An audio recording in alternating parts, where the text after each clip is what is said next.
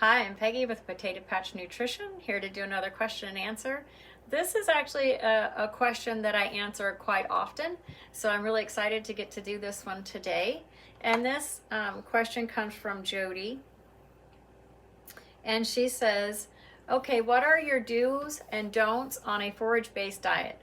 We currently are feeding a half a scoop of rolled oats, half a scoop of Timothy pellets with a half cup of shredded beet pulp, trying to get off oats altogether. When I say half a scoop, it is the grain scoop from Tractor Supply that is red, like 3 to 4 pounds. I also forgot to add that they get a scoop and a half of the supplements that I get from you. She is fed twice a day and supplements at night only.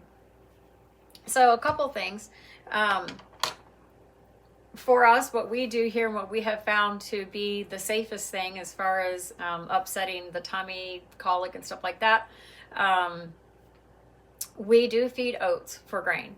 I feel that oats is the best option for a horse, partly because it's the perfect amount of protein. It's 11% protein. It has good fiber. Not that fiber is really that important. When horses eat hay, they're getting a lot of fiber. So that's not so important, but it's a perfect amount of fat, and it's a fat that is very bioavailable to the horse. It's very easy for the horse to draw out and to digest. Part of the reason that I really like oats also, not only for the fat content that it provides and that it's so bioavailable to them, but also in knowing that a horse's endocrine system or the hormone system is going to require one molecule of cholesterol to produce one molecule of hormone. I want them to have a fat that is available for them to do that with, to draw cholesterol out of.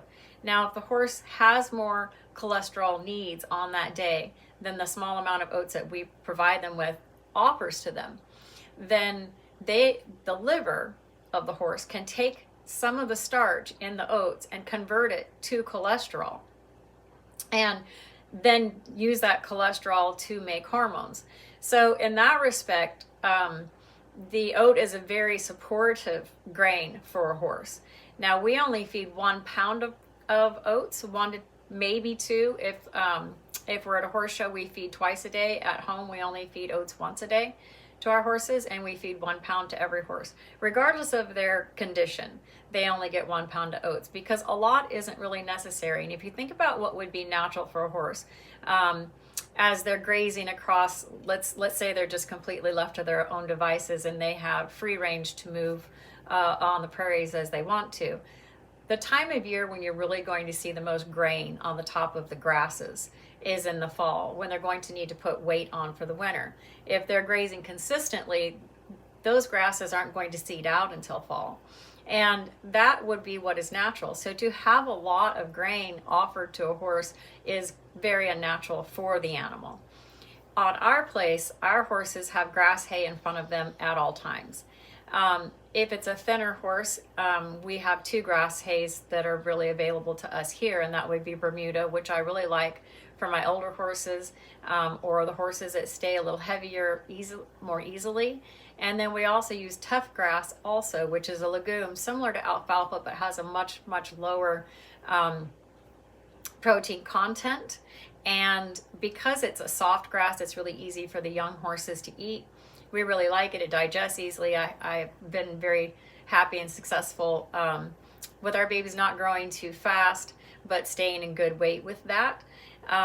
If we have one that is more thin than I would like it to be, then I will add some alfalfa, which is essentially like adding steak to the diet a little bit. There's a lot more in the alfalfa.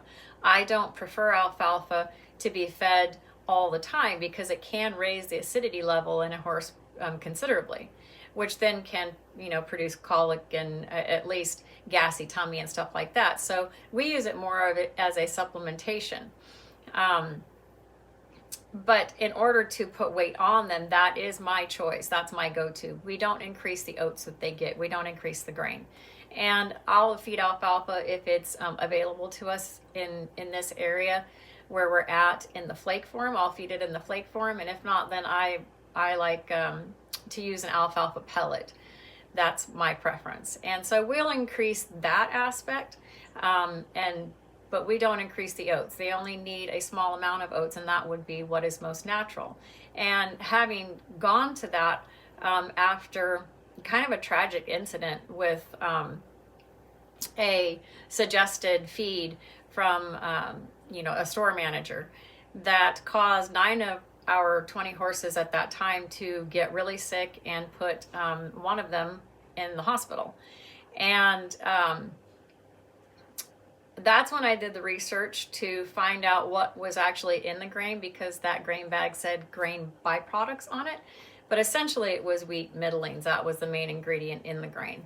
And it isn't just that wheat is a problem for horses, and it is, because it does disrupt their endocrine system. It disrupts the hormones of the body, because if you think of the hormone sites where those hormones are headed for, and hormones do everything, literally everything that runs your body is run by a hormone, is run by that system. And if you think of the places that those hormones are going to go to, and they're called receptor sites, but it essentially be like a parking spot.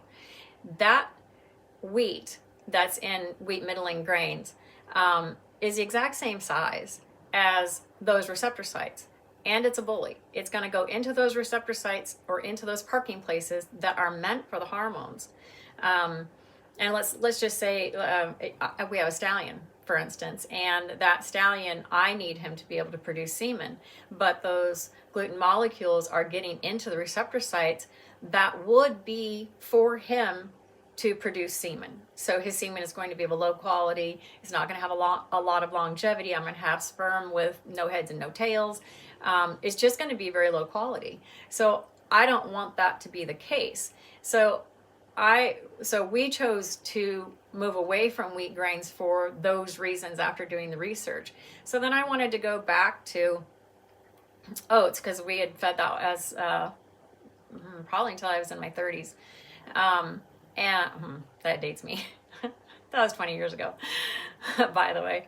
So one of the things that I was concerned about, because I had been feeding mixed grains pre-mixed grains for some time, was how to get them all of their nutritional needs met.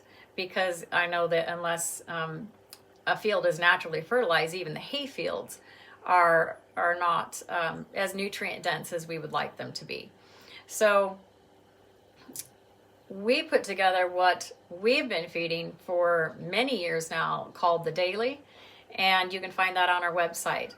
And what I was looking for was something that was bioavailable, and I did a lot of research, and I'm going to actually put a feed bag on here that is it's a mineral supplement, and it's a very popular one, actually. And when I did the research to find out some of the ingredients, I'm just going to read you some of these ingredients that are in it and tell you why I chose to go to try to make our own. Salt, which in this case is NaCl, which is sodium chloride. And sodium chloride is white table salt. It is not good for the body. Doctors are right. It's not good for your body. It's not good for your horse's body. All of the things that salt should do, it's not able to do. It's really cheap, which is why it's in everything. But salt, we prefer Baja Gold salt. Has full mineral count. It's really good for your horse. I can't tell you the things that in this video that white salt does to your body and your horse's body, but what I can tell you is that Baja Gold is the way to go. And that's in all of our supplements. Zinc oxide. Okay, so oxide is 0.1% available. So let's just say that there was 1,000 milligrams of zinc oxide in a serving of this. Your horse would be able to absorb less than one of them, less than one. So 1% is actually available. It is zinc. It's zinc. Your horse just can't use it. And magnesium oxide, copper oxide, magnesium oxide again, calcium iodate, sodium selenate, cobalt carbonate, and yellow iron oxide for color. This is a mineral supplement that you can find in most in most Tractor Supplies, most feed stores, and it's a well-known one. But a lot of, and it even says on the bag, not for human consumption, and keep pets and children away from it. The horse's system is almost identical to ours. So if it's not good for us, I have to wonder if it's good for them.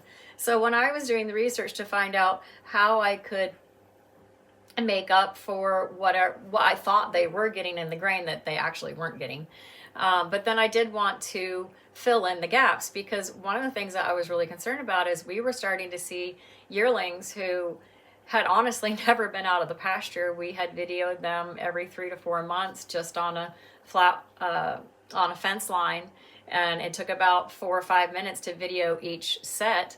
And other than that, they ran in the pasture. They were petted and tied up a few times a month, and otherwise they were completely left all natural. And they were coming in, and these were babies that we had already raised 6 to 10 from the exact same cross with. And we were seeing spurs in their hocks, like significant spurs in their hocks. And I had ridden older ones of the same crosses that at 5, 6 years old had not had any changes in their hocks. So I was very concerned even before we started doing this research at some of the things that we were seeing.